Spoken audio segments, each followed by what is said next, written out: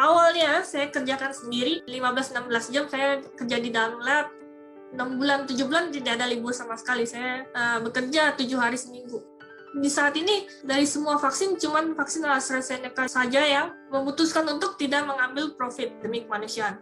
Saya ingin menjadi pemimpin yang seperti itu di perusahaan farmasi itu. Karina Jo adalah salah satu ilmuwan pembuat vaksin AstraZeneca. Mungkin di antara Anda juga ada yang menggunakannya untuk memerangi virus COVID-19. Dan vaksin AstraZeneca ini sudah disetujui di 178 negara. Kita bicara langsung ini dengan Karina untuk pembuatan atau pengembangan vaksin ini.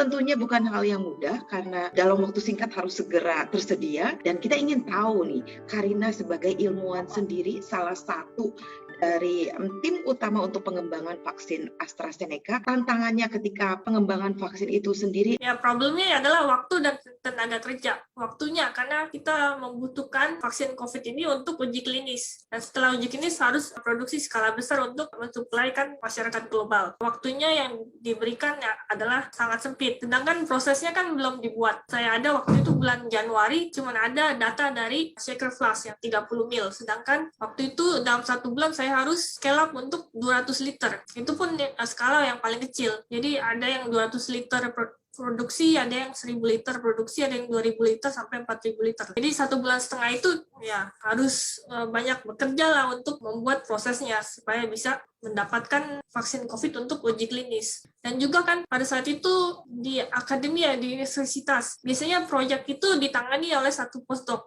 Kan karena mereka diberikan waktu untuk menyelesaikan proyek itu.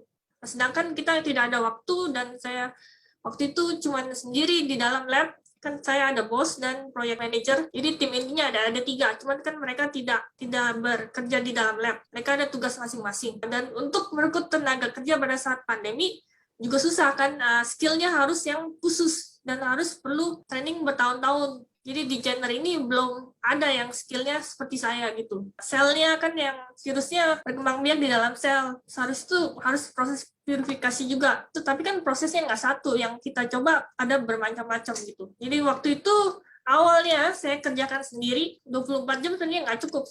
15-16 jam saya kerja di dalam lab, makan pun sebenarnya buru-buru. Jadi pulang pun cuma bisa mandi, tidur, terus besoknya pergi kerja lagi seperti itu. Jadi nggak ada hari libur sama sekali? 6 bulan, 7 bulan tidak ada libur sama sekali. Saya bekerja 7 hari seminggu. Beberapa waktu yang lalu, dan bahkan mungkin sekarang masih ada orang yang takut untuk divaksin itu. Bagaimana Anda menjawab hal ini? Ada kan efek yang normal, ada efek yang mungkin agak berat. Yang pembukaan darah kan angkanya sangat rendah sekali. Badan Kesehatan menyarankan untuk tetap vaksinasi karena benefitnya outweigh the risk. Dan pas saat uji klinis, kita tidak melihat adanya pembukaan darah. Jadi kan kita sudah tes dari 20.000 orang di UK, South Africa, dan Brasil, dan ada juga 50.000 orang di US lah. Jadi kita tidak melihat adanya efek samping ini. Karena itu angkanya sangat rendah sekali. Dan sekarang ini kita sudah mendeteksi awal bagaimana cara mendeteksi simptom dari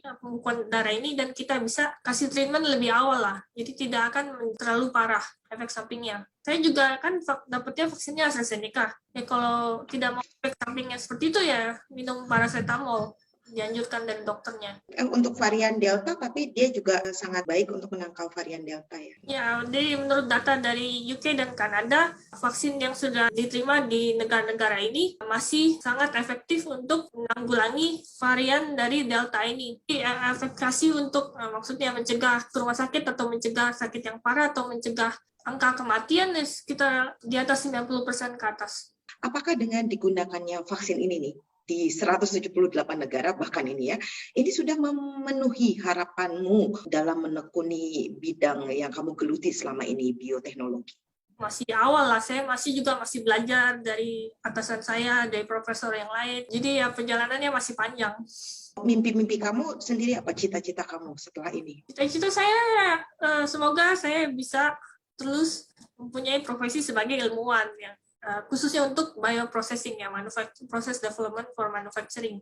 Saya mau menjadi pimpinan dari perusahaan farmasi global yang punya andil ya. Kan di saat ini dari semua vaksin cuman vaksin AstraZeneca juga saja yang memutuskan untuk tidak mengambil profit. Nah, banyak negara-negara yang tidak mampu untuk membelilah vaksin dengan harga yang full. Karena satu yang butuh vaksin ini kan bukan cuma beberapa orang, semuanya harus divaksin. Kebijakan ini kan kebijakannya sebenarnya dari University of Oxford, cuman AstraZeneca menerima, tapi kan yang menerima itu dari atasannya, pimpinannya. Jadi mereka yang membuat keputusan, oke, kita tidak akan mengambil profit selama pandemi ini demi kemanusiaan. Saya ingin menjadi pemimpin yang seperti itu di perusahaan farmasi itu.